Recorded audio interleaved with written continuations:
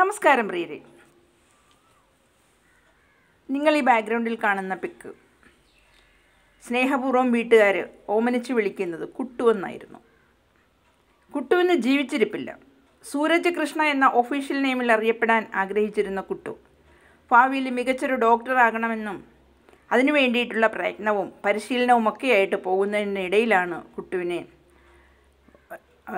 ആകസ്മികമായിട്ട് വളരെ അപൂർവമായിട്ട് വരുന്നൊരു അസുഖം ബാധിക്കുകയും അതിനെ തുടർന്ന് കുട്ടു മരണപ്പെടുകയും ചെയ്തത് കുട്ടുവിൻ്റെ ജീവിതത്തിനും അതുപോലെ കുട്ടുവിനെ ഇഷ്ടപ്പെട്ടിരുന്ന അവരുടെ കുടുംബത്തിനും താങ്ങാനാവാത്ത ഒരു പ്രഹരമായിരുന്നു അത്. അപ്പോൾ കുട്ടുവിൻ്റെ ജീവിതകഥയിലേക്കാണ് ഇന്ന് ഞാൻ നിങ്ങളെ കൂട്ടിക്കൊണ്ടു പോകുന്നത്. കുട്ടുവിൻ്റെ കഥ കേട്ടാലോ?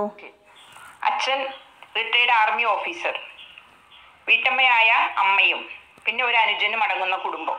ഈ കുടുംബത്തില് കുട്ടു സ്നേഹനിധിയായ മകനായിരുന്നു. അവിചാരിതമായ അവിസ്മരണീയമായ ഒരു മുഹൂർത്തം അവന്റെ മരണം വീട്ടുകാർക്കൊരുക്കിയത്.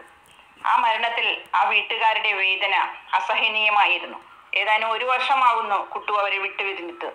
ഇന്ന് കുട്ടു ആ വീട്ടിൽ നിറഞ്ഞു നിൽക്കുന്ന ഒരു അനുഭവവും അവരുടെ ഇപ്പോൾ ജീവിച്ചിരുന്നപ്പോൾ എങ്ങനെയായിരുന്നോ അതുപോലെ തന്നെയാണ് കുട്ടു ഇന്ന് അവർക്ക് നിറസാന്നിധ്യമായി നിലകൊള്ളുന്നു. ആ ഒരു നിലവിലത്തെ എക്സ്പീരിയൻസ് അവൻ അവിടെ വീട്ടുകാരുടെ ഇടയിൽ ജീവിച്ചിരുന്നപ്പോൾ ഏത് തരത്തിൽ പെരുമാറിയിരുന്നു അതുപോലെ തന്നെ ഇന്നും അച്ഛനോടും അമ്മയോടും അവൻ നേരിട്ട് സംസാരിക്കുന്നു. അവർക്കത് മനസ്സിലാക്കാൻ കഴിയുന്നു.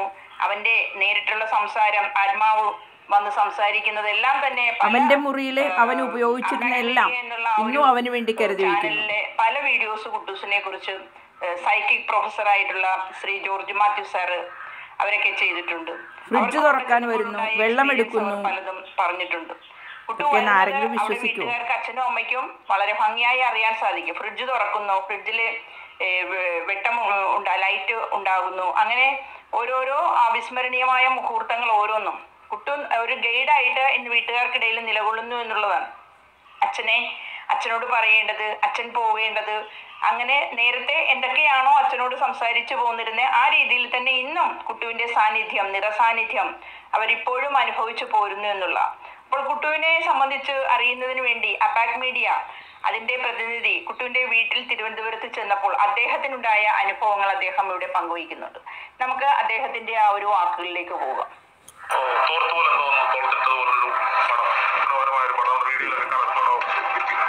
ഇതാണ് ശ്രീ ജോർജ് മാത്യു സർ. അദ്ദേഹത്തിന്റെ വീട്ടിൽ പോയി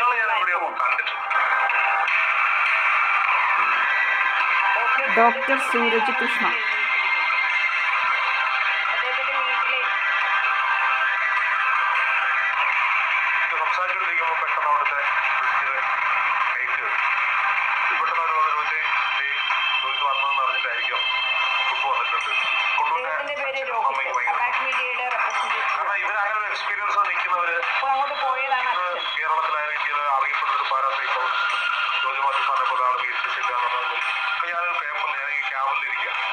വല്ലാത്തൊരു അനുഭവമായിരിക്കും ഇദ്ദേഹം പറയുന്ന വാക്കുകൾ കേൾക്കുന്നത്. ഞാൻ 20-ാം തീയതി സ്പിരിച്വൽ അവേഴ്സിന്റെ വേദിയിൽ വെച്ച് നമ്മുടെ പ്രിയപ്പെട്ട ബഹുമാനപ്പെട്ട ഗുരുക്കന്മാരുടെ ആ ബാക്ക് മീഡിയയുടെ പ്രേക്ഷകരെ വെച്ചിട്ട് കവർ പേജ് പ്രകാശനം നടത്തും. അപ്പോൾ പുസ്തക പ്രകാശനം ചെയ്യാൻ പറ്റില്ല, വെച്ച് വിതരണം ബാക്കി കാര്യങ്ങളൊക്കെ. ഇദ്ദേഹം വീട്ടിൽ വന്നിരുന്നു.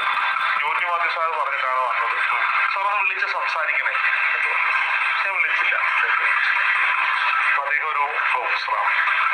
ജോർജ് മാത്യു സാറിന്റെ കൂടെ സൈക്കിക്കാണ്. അപ്പൊ അദ്ദേഹം എന്നോട് പറഞ്ഞൊരു എക്സ്പീരിയൻസ്, മരണപ്പെട്ടവർ പറയാൻ ബാക്കി വെച്ചത് ഒരുപാടുണ്ടാകും. കുട്ടുവുമായി ബന്ധപ്പെട്ട് നമ്മൾ കുറേ സ്റ്റോറികൾ ചെയ്തായിരുന്നു. അതിൽ ഏറ്റവും അവസാനത്തെ സ്റ്റോറി ജോർജ് മാത്യു സാറുമായിട്ട് കുട്ടുവിന്റെ വീട്ടിൽ പോകുന്നതായിരുന്നു. എങ്ങനെയായിരുന്നു അന്നത്തെ അനുഭവം? ജോർജ് മാത്യു സാറിനോടൊപ്പം കുട്ടുവിന്റെ വീട്ടിൽ പോകാം. ആദ്യത്തെ വട്ടം ഞാൻ പോയ വീഡിയോയും അതിനുശേഷം എനിക്കുണ്ടായ അനുഭവങ്ങളൊക്കെ ഞാൻ ഡോക്ടർ ടിറ്റി വർഗീസുമായിട്ടും രാഹുലുമായിട്ടും ഒക്കെ ഷെയർ ചെയ്യുന്നത് പ്രേക്ഷകർ കണ്ടിട്ടുണ്ടോ? ഒരുപാട് പ്രേക്ഷകർ ഏറ്റെടുത്ത വീഡിയോസാണ്. അപ്പോൾ സ്വാഭാവികമായിട്ടും ആ വീട്ടിലുള്ളവരോട് ഒരു അടുപ്പം നമുക്ക് ഉണ്ടായിട്ടുണ്ട് എന്നുള്ളതാണ്. ആദ്യം ചെല്ലുമ്പോൾ ഞാൻ വളരെ അപരിചിതനായിരുന്നു. പക്ഷേ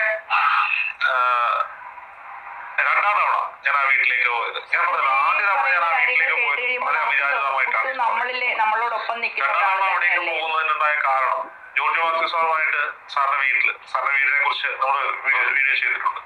ആ ഒരു അന്തരീക്ഷത്തിൽ ഇന്ന് സംസാരിച്ചുകൊണ്ടിരിക്കുമ്പോഴാണ് ഞാൻ ഇങ്ങനെ ഒരു കഥ പറഞ്ഞത്. സാർ പെട്ടെന്ന് ഇന്റർവ്യൂവിൽ നിന്ന് മാറി ചോദിച്ചത് എവിടെയാണെന്ന് ചോദിച്ചു. തിരുവനന്തപുരത്താണ്. ആണോ, നമുക്ക് അവിടെ വരെ വേണമെങ്കിൽ ഒന്ന് പോകാം എന്ന് സാറ് പറഞ്ഞു. സാറ് പറഞ്ഞെങ്കിലും ജോർജ് മാത്യു സാറുമായിട്ട് അത്ര ഒരു വീട്ടിൽ പോവുക എന്ന് പറയുന്ന ഒരു പ്രത്യേക അനുഭവമായിരിക്കും എന്ന് ഞങ്ങൾക്ക് നമുക്ക് നേരത്തെ അറിയാം. അത് പറഞ്ഞെങ്കിലും ഞങ്ങൾ അതിനെ വലിയ കാര്യമായിട്ട് എടുത്തില്ല. സാറ് ചെറിയ കാഷ്വലായിട്ട് പറയുകയാണെന്ന് വിചാരിച്ചു. അതായത് പുള്ളി വീണ്ടും പറഞ്ഞു. ഇപ്പൊ ഞാൻ എന്നോടൊപ്പം ഉണ്ടായിരുന്ന സെൽവൻ ചേട്ടനോട്, സെൽവൻ ചേട്ടാ ഒന്ന് വിളിച്ചു നോക്കാം, നമുക്ക് പറ്റുമെങ്കിൽ പോകാം. അപ്പോൾ സെൽവൻ ചേട്ടൻ കുറച്ചായിട്ട് പറഞ്ഞു, കുട്ടൂരിന്റെ അച്ഛൻ വന്നിട്ടുണ്ട്, അവിടെ ഉണ്ട്. അപ്പോൾ പെട്ടെന്ന് എനിക്ക് സ്ട്രൈക്ക് ചെയ്തത്, ഞാൻ ആദ്യത്തെ ദിവസം അവിടെ പോയി വീഡിയോ പോസ്റ്റ് ചെയ്ത് 4-5 ദിവസത്തിന് ശേഷം കുട്ടൂരിന്റെ അച്ഛൻ എന്നെ വിളിച്ചിരുന്നു. അപ്പൊ എന്നെ വിളിച്ചിട്ട് പറഞ്ഞു, രോഹിത് കുറച്ച് ചാനലുകാരൊക്കെ വന്ന് ഇവിടെ വീഡിയോ ഒക്കെ എടുത്തിട്ടുണ്ടെങ്കിലും ഞാനങ്ങനെ ആരെയും വിളിക്കാനൊന്നും തോന്നുന്നത്, അത് നമുക്കറിയാവുന്ന കാര്യമാണല്ലോ അവരൊക്കെ പറയുന്നത്. പക്ഷെ ഇന്ന് ഞാൻ ആ കുട്ടുവിന്റെ റൂമിൽ നിന്ന് പുറത്തേക്ക് ഇറങ്ങിയപ്പോ കുട്ടു വരുമ്പോ അച്ഛനെ അറിയാൻ കഴിയുന്നത് അച്ഛന്റെ കയ്യിലൊരു മരവിപ്പ് ഉണ്ടാകും, ഒരു വൈബ്രേഷൻ ഉണ്ടാവും. അങ്ങനെയാണ് അദ്ദേഹത്തിന് അറിയാൻ സാധിക്കുക. പെട്ടെന്ന് എന്റെ മുഖം വരികയും കുട്ടു രോഹിതനോട് സംസാരിക്കണം, വിളിക്കണമെന്ന് പറയുകയും ചെയ്തു. അതിനെ തുടർന്നാണ് അദ്ദേഹം എന്നെ വിളിച്ചത് എന്നോട് പറഞ്ഞിട്ടുണ്ട്. അപ്പൊ അദ്ദേഹത്തെ കാണണമെന്ന് ഞാൻ കുറേ ദിവസം കൊണ്ട് ആഗ്രഹിക്കുന്നു. കാരണം ആ ദിവസം തന്നെ അമ്മ പറഞ്ഞത് എന്നേക്കാൾ കൂടുതൽ അനുഭവങ്ങൾ ആ അച്ഛനാണ് ഉള്ളത്. അപ്പൊ അദ്ദേഹം ഒരു റിട്ടയർഡ് ആർമി ഓഫീസർ കൂടിയാണ്. അപ്പോൾ അത്രയും ഒരു റിട്ടയർഡ് ആർമി ഓഫീസർ എന്ന് പറയുമ്പോൾ മെന്റലി അത്രത്തോളം കപ്പാസിറ്റി ഉള്ള ഒരാളായിരിക്കും അതെ സ്വാഭാവികമായിട്ടും. അപ്പൊ അദ്ദേഹത്തിന് പറയാനുള്ളത് കൂടി കേൾക്കണം. അപ്പൊ ഒരു പട്ടാളക്കാരൻ എന്ന് പറഞ്ഞാൽ ശാരീരികമായും മാനസികമായിട്ടും അതിനുവേണ്ടി ട്രെയിൻഡ് ആയിട്ടുള്ള ഒരാളായിരിക്കും. ഇത്തരം സാഹചര്യങ്ങളിലൊന്നും പാളിപ്പോകുന്ന ഒരു മനസ്സൊന്നും ആവണമെന്നില്ല. മാത്രമല്ല അദ്ദേഹത്തിന്റെ സർവീസ് ജീവിതം കഴിഞ്ഞിട്ട് അദ്ദേഹം KMML ജീവനക്കാരനായി തുടരുകയും ചെയ്യാം. അപ്പോൾ ആ ഫോട്ടോസ് ഒക്കെ കാണുമ്പോൾ നമുക്കറിയാം ആ കുടുംബത്തിന് മകനുമായിട്ടുള്ള അറ്റാച്ച്മെന്റ് എന്താണ് എന്ന് ആ വീട്ടിൽ പോയപ്പോഴൊക്കെ കണ്ടു. അപ്പൊ എന്റെ മനസ്സിൽ അവിടേക്ക് പോകണമെന്നൊരു ആഗ്രഹം തോന്നി. ഞങ്ങളത് വിട്ടു. ഉച്ചക്ക് ഞങ്ങൾ പുറത്തിരുന്നാണ് ഷൂട്ട് ചെയ്തത്. അപ്പൊ വെയില് ജാസ്തി ആയപ്പോ നമ്മള് വീടിന്റെ സിറ്റൗട്ടിലേക്ക് ഷൂട്ട് മാറ്റാൻ വേണ്ടി സെറ്റ് ചെയ്തു. നന്നായി വിശക്കുന്നു. അപ്പോ ഞാൻ എല്ലാവർക്കും വിശക്കുന്നുണ്ട്. അപ്പൊ ഞാനെന്നാ പോയിട്ട് ഫുഡ് വാങ്ങിയിട്ട് വരാം, എല്ലാവരും കൂടി പോകാന്ന് പറഞ്ഞപ്പം ജോർജ് മാത്യു സാർ പറഞ്ഞു എനിക്ക് ഫുഡ് വേണ്ട. അപ്പൊ അദ്ദേഹത്തെ ടച്ചാക്കി പോകണ്ടെന്ന് വിചാരിച്ചിട്ട് ഞാനും എനിക്കൊപ്പം ഉണ്ടായിരുന്ന പകതും കൂടി ഫുഡ് വാങ്ങാൻ വേണ്ടി ഹോട്ടലിലേക്ക് പോയി. സെൽവൻ ചേട്ടനും രോഹിത്തിനും ഒക്കെ ഫുഡ് വാങ്ങി. ജോർജ് മാത്യു സാറിന് എന്തെങ്കിലും കഴിക്കാനൊന്നും വേണ്ടെങ്കിൽ ഒരു ജ്യൂസും ഒക്കെ വാങ്ങി തിരിച്ചെത്തി. ഇതൊക്കെ കഴിച്ചുകൊണ്ടിരിക്കുന്ന സമയത്ത് സാറ് വീണ്ടും നമുക്ക് അവിടെ പോണ്ടേ എന്ന് ചോദിച്ചു. അപ്പൊ ഞാൻ സെൽവൻ ചേട്ടനെ നോക്കി. അപ്പൊ സെൽവൻ ചേട്ടൻ പറഞ്ഞു അത് അവര് വൈകിട്ട് എവിടെയോ പോകാൻ നിൽക്കുക. അപ്പൊ എനിക്ക് മനസ്സിലായി സെൽവൻ ചേട്ടനും കൂടെ വരണമെന്നുണ്ട്. പക്ഷെ സെൽവൻ ചേട്ടൻ വൈകുന്നേരം ശാന്തിക്ക് പോകേണ്ടതുകൊണ്ട് അദ്ദേഹം അടുത്ത ദിവസത്തേക്ക് മാറ്റാൻ വേണ്ടിയിട്ടാണ് പറയുന്നതെന്ന് തോന്നിയപ്പോ ഞാൻ സെൽവൻ ചേട്ടനെ നോക്കിയിട്ട് ഇങ്ങനെ ചേട്ടൻ ഒന്ന് വിളിക്ക് പുള്ളി കാര്യം മനസ്സിലായി. വിളിച്ചിട്ട് പറഞ്ഞു നിങ്ങളെല്ലാം പോയിട്ട് പോവാം, നാളെ അവിടെ ഉണ്ട്. ലൊക്കേഷനൊക്കെ തന്നു. ഞാനും ജോർജ് മാത്യു സാറും ഫഹദും രോഹിതും കൂടിയാണ് അങ്ങോട്ടേക്ക് പോകാൻ. ഞങ്ങൾ നേരെ ചെന്ന് അവിടെ വണ്ടി നിർത്തി. സാറ് വണ്ടി ഇറങ്ങി അങ്ങോട്ടേക്ക് പോയി. അപ്പൊ സാറിനെ കണ്ടപ്പോ ഈ കുട്ടൂന്റെ അച്ഛനും അമ്മയ്ക്കും ഭയങ്കര സന്തോഷമായി. കാരണം ഇവരങ്ങനെ ഒരു എക്സ്പീരിയൻസ് നിൽക്കുന്നവര് ഇന്ന് കേരളത്തിലായാലും ഇന്ത്യയിൽ അറിയപ്പെടുന്ന ഒരു പാരാസൈക്കോളജിസ്റ്റ് ജോർജ് മാത്യു സാറിനെ പോലെ ആൾ വീട്ടിൽ ചെല്ലുക എന്ന് പറഞ്ഞാൽ വലിയ സന്തോഷത്തോടെയാണ് അവിടെ സ്വീകരിച്ചത്. അപ്പൊ ഞാൻ അവിടെ ചെന്നു, സോഫയിലിരുന്നു. സമയത്ത് കുട്ടൂന്റെ അച്ഛൻ ഇരുന്ന് കഥകൾ പറയാൻ എന്താണോ പറഞ്ഞത് ഞങ്ങൾ അതിനകത്ത് എഡിറ്റ് ഒന്നും ഇല്ലാണ്ട് പ്രേക്ഷകരിലേക്ക് എത്തിച്ചിട്ടുണ്ട്. പക്ഷെ അന്ന് എനിക്ക് അവിടെ ചെല്ലുമ്പോൾ അത് എന്റെ ഒരു സ്വന്തം വീട്ടിൽ കയറി ചെല്ലുന്ന ഒരു ഫീലാണ്. ആദ്യ ദിവസം ഉണ്ടായ ഒരു ശ്വാസം മുട്ടലോ വെപ്രാളോ ഭയോ ഒന്നും എനിക്കുണ്ടായിരുന്നില്ല. അപ്പോ ടീച്ചർ വീട്ടമ്മയായ അമ്മയും പിന്നെ ഒരു അനുജനും അടങ്ങുന്ന കുടുംബം. ഈ കുടുംബത്തില് കുട്ടു സ്നേഹനിധിയായ മകനായിരുന്നു. അപ്പോൾ കുട്ടുവിൻ്റെ വിശേഷമാണ് നമ്മൾ പറഞ്ഞുകൊണ്ടിരുന്നത്. ഈ സ്നേഹനിധിയായ മകൻ ഇന്നും ഒരു നിറസാന്നിധ്യമായി നിലകൊള്ളുന്ന അനുഭവമാണ് അവിടെ വീട്ടുകാർക്ക് ഉണ്ടായിക്കൊണ്ടിരിക്കുന്നത് എന്ന് പറയുമ്പോൾ അത് എത്ര വലിയ അനുഭവമാണ് എന്നത് നാം തിരിച്ചറിയേണ്ടതുണ്ട്. അപ്പോൾ ഈ കുട്ടുവിൻ്റെ വിശേഷമാണ് തീർച്ചയായിട്ടും അബാക് മീഡിയയിലൂടെ നമ്മളിവിടെ കേൾപ്പിക്കുന്നത് എന്നുള്ളതാണ്. അപ്പോൾ അതുകൊണ്ട് തന്നെ കുട്ടി ഒരു സാൻഡ് പേപ്പറൊക്കെ എടുത്ത് തുറച്ച് വെള്ളത്തിൽ കലക്കി കാണിക്കുന്നു. അപ്പൊ അത് ഒറിജിനൽ ആണ് എന്നൊരു ഫീൽ നമുക്കുണ്ട്. നമ്മളാ കരിങ്ങാലിയുടെ പൂവ് എന്ന് പറഞ്ഞിട്ടൊരു ലോക്കറ്റ് രുദ്രാക്ഷം പോലെ തന്നെ ഇരിക്കുന്നത് കണ്ടപ്പം രസകരമായി പോയതുകൊണ്ട് അത് രണ്ടും വാങ്ങി. അപ്പൊ ഇത് വാങ്ങിയെങ്കിലും ഇത് നമ്മുടെ കഴുത്തില് ഇട്ടുകൊണ്ട് നടക്കാനുള്ള ഒരു സാഹചര്യം ഇല്ല. കാരണം ഇപ്പൊ തന്നെ 2 മാലകൾ കഴുത്തിൽ കിടക്കും. ഇനി ഇട്ട് കഴിഞ്ഞാൽ വേറെ എന്തെങ്കിലും ആണെന്ന്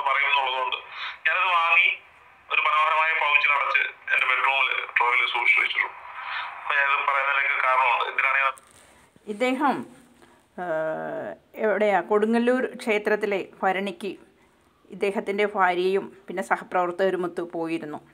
അപ്പോൾ അവിടെ പോയി അവിടെ ഷൂട്ട് ചെയ്തു. ഭരണി ഉത്സവത്തിൻ്റെ ചിത്രങ്ങളെല്ലാം ഷൂട്ട് ചെയ്ത് തിരിച്ചു പോരുമ്പോൾ അദ്ദേഹം അവിടെ വഴി അരികിലുള്ള കച്ചവടക്കാരെ കാണുന്നു.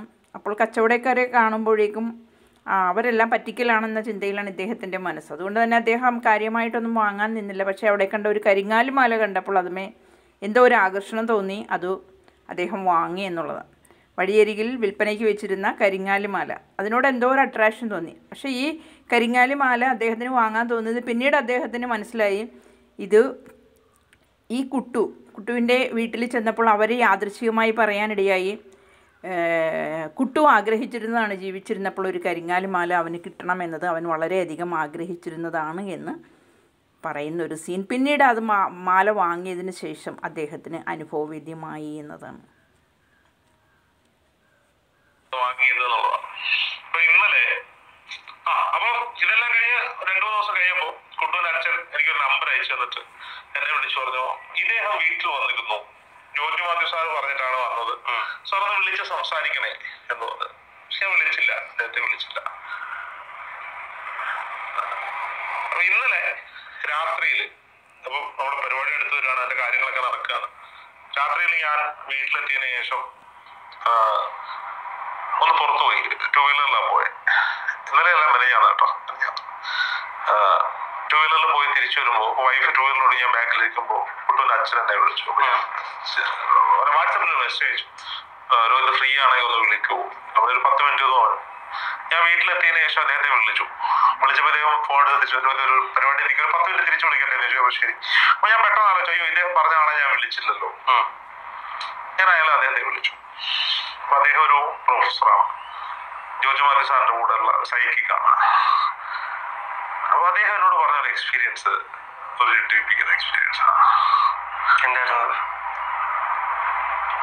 ഇദ്ദേഹം നമ്മളെ 2ാമത്തെ വീഡിയോ, ജോർജ് മാത്യു സാറിന്റെ വീഡിയോ 2-3 ദിവസം മുമ്പോട്ട് രാത്രിയിൽ ആരോ വന്ന് കാലിൽ തട്ടി വിളിക്കുന്നതായിട്ടും ഒക്കെ കണ്ട് ഞെട്ടി ഉണരുക. ആ ഫീൽഡിൽ ഞെട്ടി ഉണരുമ്പോ മുടിയുള്ള താടി വെച്ച ഒരു പയ്യൻ, ആരാന്നറിയില്ല, മുഖം വ്യക്തമൊന്നുമല്ല.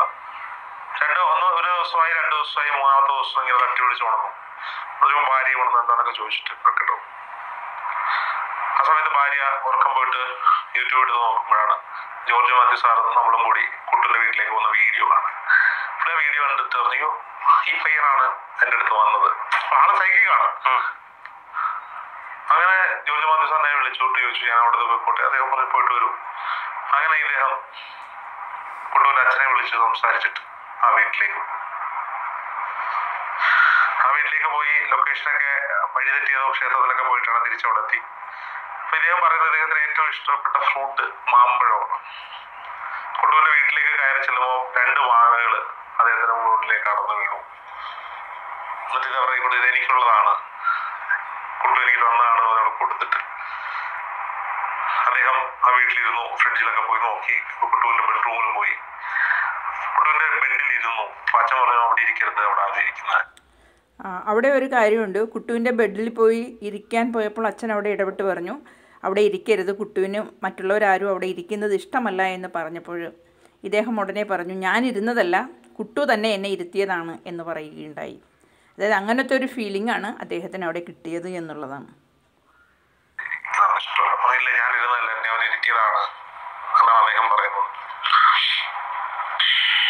ഇദ്ദേഹത്തിന്റെ കഴുത്തിൽ ഒരു കരിങ്ങാലി മാല ഈ പോയ പ്രൊഫസറിനെ.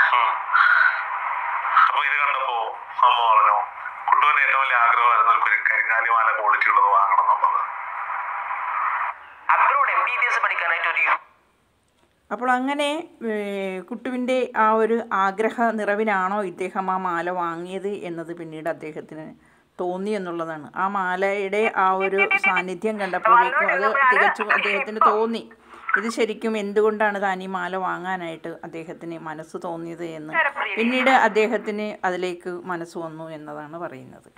അപ്പോൾ തീർച്ചയായിട്ടും ഇത്തരത്തിലുള്ള കഥകളെ അവിസ്മരണീയമാകുന്ന രീതിയിൽ മനുഷ്യ മനസ്സുകളിലേക്ക് എത്തിക്കുന്ന അബാക് മീഡിയ, അദ്ദേഹത്തിൻ്റെ ആ ഒരു റെപ്രസെൻറ്റേഷൻ എല്ലാം ഇതിൽ വളരെ പ്രധാനമാണ്. അപ്പോൾ കുട്ടുവിൻ്റെ കഥയാണ് ഇവിടെ നമ്മൾ പരാമർശിച്ചത്. അപ്പോൾ കുട്ടു എന്ന ആ ഒരു പയ്യൻ്റെ ആ ഒരു കഥ ഇത് അത് കൊല്ലം നമുക്കത് സുധയുടെ ഭാര്യ തീർച്ചയായിട്ടും ശ്രീമതി വളരെ അവിസ്മരണീയവും അതുപോലെ തന്നെ വിസ്മയം ഉളവാക്കുന്നതുമാണ് എന്നാണ് എനിക്ക് തോന്നുന്നത്. ഓക്കേ.